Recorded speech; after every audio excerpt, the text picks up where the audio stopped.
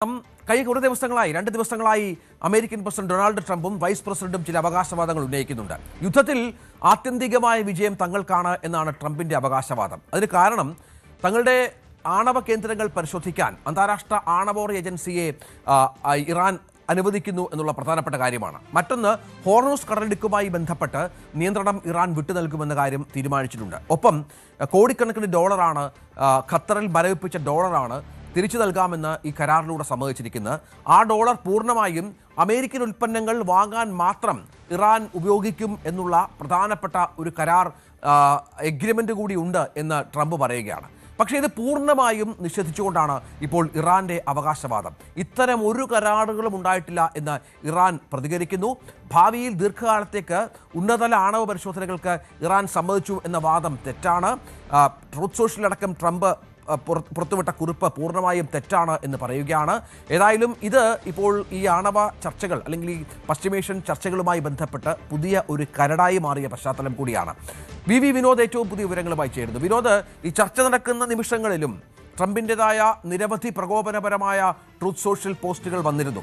അത് ഇറാൻ പ്രതിനിധികളെ ഒരു ഘട്ടത്തിൽ ചർച്ച ഉപേക്ഷിച്ച് ഇറങ്ങിപ്പോകുന്ന തരത്തിൽ വരെ കാര്യങ്ങൾ എത്തിച്ചുവെന്ന വിലയിരുത്തൽ വന്ന ഇടയിലാണ് വീണ്ടും ചില പ്രകോപനപരമായ പ്രസ്താവനകൾ, ചില ഏകപക്ഷീയമായ വാദങ്ങൾ ട്രംപിൻ്റെ ഭാഗത്തുനിന്നുണ്ടാകുന്നത്. ഇപ്പോൾ അതിനോട് ഇറാൻ ശക്തമായി പ്രതികരിച്ചിരിക്കുകയാണ്. എന്താണ് വിവരങ്ങൾ?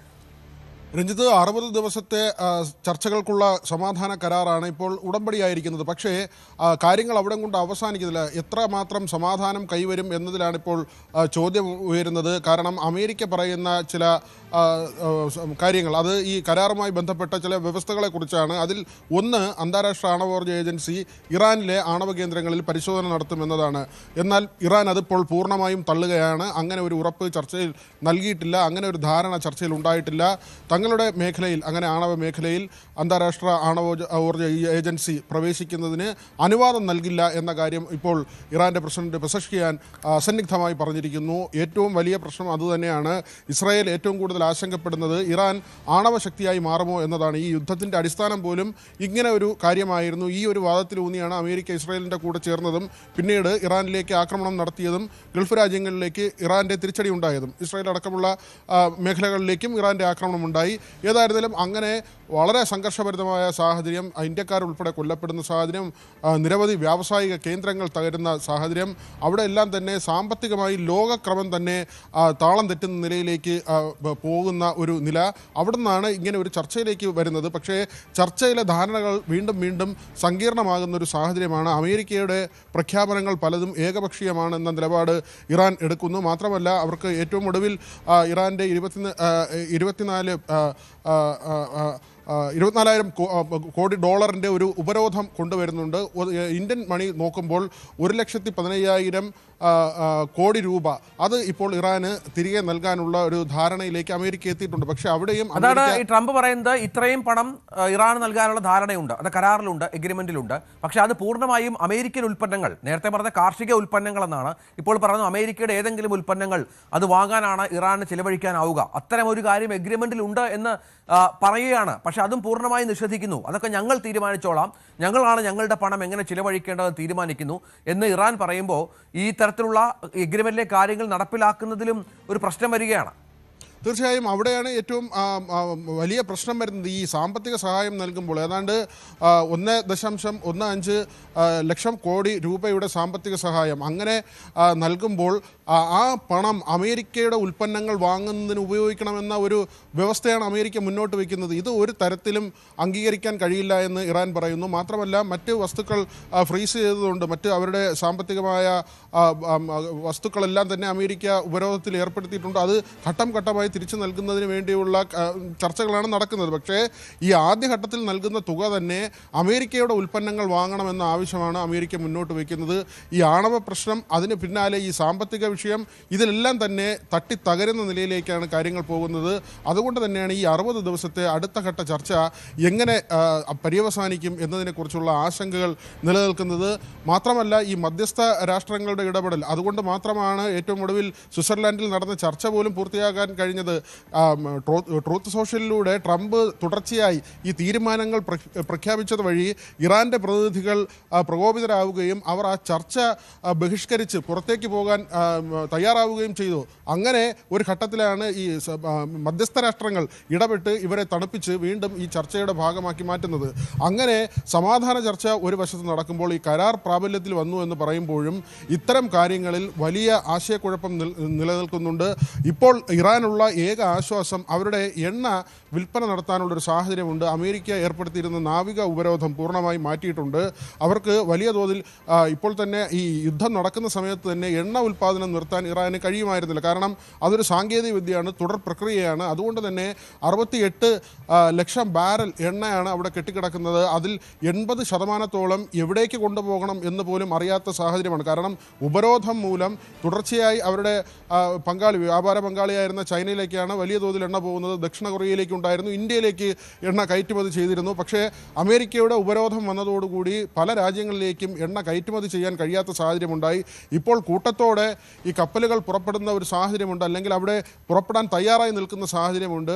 കുറഞ്ഞ വിലയ്ക്ക് എണ്ണ വിൽക്കുക എന്ന ഏറ്റവും വലിയ വെല്ലുവിളി ആണ് ഇപ്പോൾ ഇറാൻ നേരിടുന്നത്. അവർക്ക് ഏതെങ്കിലും ഒരു ഉപഭോക്താവിനെ കണ്ടെത്തണം, അങ്ങനെയുള്ള രാജ്യങ്ങളെ കണ്ടെത്തണം. അതുകൊണ്ട് തന്നെ കുറഞ്ഞ നിരക്കിൽ എണ്ണ വിറ്റ് തീർക്കുക എന്നതാണ് അവരെ സംബന്ധിച്ച്. അതും ഈ 60 ദിവസത്തിനുള്ളിൽ 60 ദിവസം കൊണ്ട് ഒരുപക്ഷെ അടുത്ത ഉപരോധമോ അല്ലെങ്കിൽ കാര്യങ്ങൾ വഷളായാൽ വീണ്ടും ഒരു യുദ്ധത്തിലേക്കോ കാര്യങ്ങൾ നീങ്ങും. അതിനകം ഇപ്പോൾ ഈ കെട്ടിക്കിടക്കുന്ന എണ്ണ വിൽക്കുക എന്നതാണ് ഇറാനെ സംബന്ധിച്ച്. തീർച്ചയായും തുടരുക വിനോദ്. അതായത് ഈ ഇറാന്റെ അവകാശവാദം, അമേരിക്കയുടെ അവകാശവാദം പൂർണ്ണമായും ഇറാൻ തള്ളുകയാണ്. അതിൽ പ്രധാനപ്പെട്ട 1-2 കാര്യങ്ങളുണ്ട്. നിലവിൽ ഇറാൻ പാർലമെന്റ് നിയമം മൂലം വിലക്കിയിരിക്കുന്ന ഒന്നാണ് ആണവ കേന്ദ്രങ്ങളിലെ IAEA പരിശോധന, ആണവോർജ്ജ ഏജൻസിയുടെ പരിശോധന. ഇറാന്റെ മരവിപ്പിച്ച ഫണ്ട് വിട്ടു നൽകുന്നത് അമേരിക്ക ഗുണം ചെയ്യുന്ന തരത്തിലാണ് നൽകുകയെന്നാണ് മറ്റൊരു അമേരിക്കൻ വാദം. അത് പൂർണ്ണമായും തള്ളുകയാണ്. അമേരിക്കൻ ട്രഷറി എസ്ക്രോ അക്കൗണ്ടിലേക്ക് മാറ്റുന്ന പണം ഉപയോഗിച്ച് അമേരിക്കൻ ഉൽപ്പന്നങ്ങൾ മാത്രം വാങ്ങാൻ വിനിയോഗിക്കേണ്ടി വരുമെന്നാണ് അമേരിക്കയുടെ നിലപാട്. $1200 കോടി. പക്ഷേ പണം എന്ത് ചെയ്യണമെന്ന് തങ്ങൾ തീരുമാനിക്കുമെന്ന് ഇറാൻ വ്യക്തമാക്കുന്ന പ്രധാനപ്പെട്ട പശ്ചാത്തലമാണ്. ഹോർമുസ് നിയന്ത്രിക്കുമെന്ന് ഇറാൻ ആവർത്തിക്കുന്ന പശ്ചാത്തലമുണ്ട്. കരാർ പാലിച്ചില്ലെങ്കിൽ എന്ത് ചെയ്യുമെന്ന് ഞങ്ങൾക്കറിയാം എന്ന് ട്രംപ് വെല്ലുവിളിക്കുന്നതിനിടയിലാണ് അസന്നിഗ്ധമായ നിലപാട് ഇത്തരം വിഷയങ്ങളിൽ ഇറാൻ വ്യക്തമാക്കുന്നത് എന്നത് ഏറ്റവും നിർണായകമായ ഒന്നാണ്. മറ്റൊന്ന്, ഇറാനെതിരായുള്ള പോരാട്ടത്തിൽ, അതായത് ബെഞ്ചമിൻ നെതന്യാഹുവിൻ്റെ നിലപാടിൽ ചില കടുപ്പിക്കലുകൾ വരികയാണ്. അമേരിക്കയെ തള്ളിക്കൊണ്ടുള്ള നിലപാടിലേക്ക് ഇസ്രായേൽ പ്രസിഡന്റ് വരുന്നത് അദ്ദേഹം പെട്ടിരിക്കുന്ന പുതിയ ഒരു കെണിയുടെ പശ്ചാത്തലത്തിൽ കൂടിയാണ്. ഇറാനെതിരായ പോരാട്ടത്തിൽ US-നെ ആശ്രയിക്കുന്നത് നിർത്തണമെന്നാണ് ഇസ്രായേൽ പ്രധാനമന്ത്രി ബെഞ്ചമിൻ നെതന്യാഹുവിൻ്റെ പുതിയ ആവശ്യവും ആഹ്വാനവും. ഇസ്രായേൽ ആയുധ ഉൽപ്പാദന ശേഷി വികസിപ്പിക്കണമെന്നും ഇസ്രായേൽ പ്രധാനമന്ത്രി വ്യക്തമാക്കുകയാണ്. ഇറാനെതിരെയുള്ള പോരാട്ടത്തിൽ US മാത്രമല്ല ഞങ്ങൾക്ക് ആശ്രയം, ഞങ്ങൾക്ക് ഒറ്റയ്ക്ക് പോരാടാൻ അറിയാം എന്നാണ് വെസ്റ്റ് ബാങ്കിലെ ഗുഷ് എറ്റ്സിയോൺ കുടിയേറ്റ മേഖലയിൽ യുദ്ധവിദഗ്ധരുമായി സംസാരിക്കവേ നെതന്യാഹു പറഞ്ഞിരിക്കുന്നത്.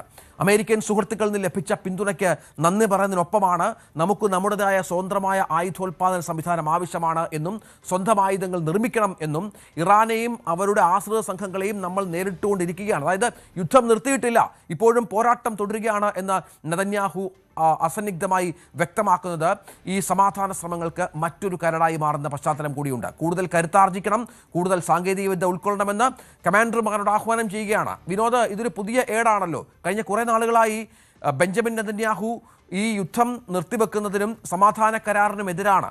അമേരിക്കയുമായി ഈ വിഷയത്തിൽ ട്രംപുമായി പോലും തർക്കങ്ങളുണ്ട്. അതിന് പ്രധാനപ്പെട്ട കാരണങ്ങളിലൊന്ന് നെതന്യാഹുവിൻ്റെ രാജ്യത്തിനുള്ളിൽ ഉണ്ടായിരിക്കുന്ന വലിയ എതിർപ്പാണ്. 92% ഇസ്രായേലികളും ഇറാനാണ് യുദ്ധത്തിൽ ജയിച്ചത് എന്ന് പറയുന്ന സർവേയൊക്കെ പുറത്തു വന്ന 2-3 ദിവസമായ പശ്ചാത്തലം കൂടിയുണ്ട്. നെതന്യാഹു വീണ്ടും യുദ്ധം തുടരുമെന്നാണോ പറയുന്നത്? രഞ്ജിത്ത്, തീർച്ചയായും ഈ യുദ്ധത്തിൻ്റെ പ്രകോപനത്തിൻ്റെ തുടക്കം മുതൽ തന്നെ അങ്ങനെ ഒരു നിലപാടാണ് ഇസ്രായേൽ എടുക്കുന്നത്. ഇസ്രായേലാണ് യുദ്ധത്തിൻ്റെ അടിസ്ഥാന കാരണം എന്ന് തന്നെ നമുക്ക് പറയാം. അല്ലെങ്കിൽ ഹിസ്ബുള്ളയുമായിട്ടുള്ള ഏറ്റുമുട്ടലാണ് ഇങ്ങനെ ഒരു യുദ്ധത്തിലേക്ക് തന്നെ കാര്യങ്ങളെ കൊണ്ട് ചെന്നെത്തിക്കുന്നത്. കരാറുമായി ബന്ധപ്പെട്ട് ലെബനനിലേക്കുള്ള ആക്രമണം ഇസ്രായേൽ നിർത്തണമെന്നൊരു ആവശ്യമുണ്ടായിരുന്നു. അത് ഇറാൻ മുന്നോട്ട് വെച്ചതാണ്. ആ ആവശ്യം അമേരിക്ക അംഗീകരിക്കുകയും ചെയ്തു. പക്ഷേ ഇസ്രായേൽ അത് അംഗീകരിച്ചില്ല എന്ന് മാത്രമല്ല, നെതന്യാഹു ട്രംപുമായി ഉടക്കുന്ന നിലയിലേക്ക് പോയി അവർ തമ്മിൽ അസ്വാരസ്യം ഉണ്ടാകുന്ന ഒരു ഘട്ടം, അസ്വാരസ്യം എന്നത് വാക്പോരിലേക്ക് തന്നെ മാറുന്ന നിലയുണ്ടായി. എല്ലാവരും നിയന്ത്രണം പാലിക്കണം എന്ന ഒരു കർശന നിർദ്ദേശം ഇസ്രായേലിന് നേർക്ക് ട്രംപിന് നൽകേണ്ടി വരുന്നു. അതിന് മറുപടിയായി നെതന്യാഹുവിൻ്റെ വാക്കുകൾ, ട്രംപ് അമേരിക്കയുടെ പ്രസിഡന്റാണ്, താൻ ഇസ്രായേലിൻ്റെ പ്രധാനമന്ത്രിയാണ് എന്ന് തുറന്നടിക്കുന്ന നിലയിലേക്ക് നെതന്യാഹു എത്തി എന്നതാണ് അവിടെ ഏറ്റവും വലിയ ഈ തർക്കത്തിൻ്റെ തെളിവായി മാറിയത്. അതിനുശേഷം ഇതാ നെതന്യാഹു രാജ്യത്തെ സൈനികരോട് പറയുകയാണ്, നമ്മൾ സ്വന്തമായി ആയുധശക്തിയാകണം, മറ്റ് രാജ്യങ്ങളെ ആശ്രയിക്കുന്നത് അവസാനിപ്പിക്കണം. അത് വരികൾക്കിടയിൽ കൃത്യമായി നമുക്ക് വായിക്കാൻ കഴിയുന്നത് അമേരിക്കയെ ആശ്രയിക്കേണ്ട കാര്യമില്ല.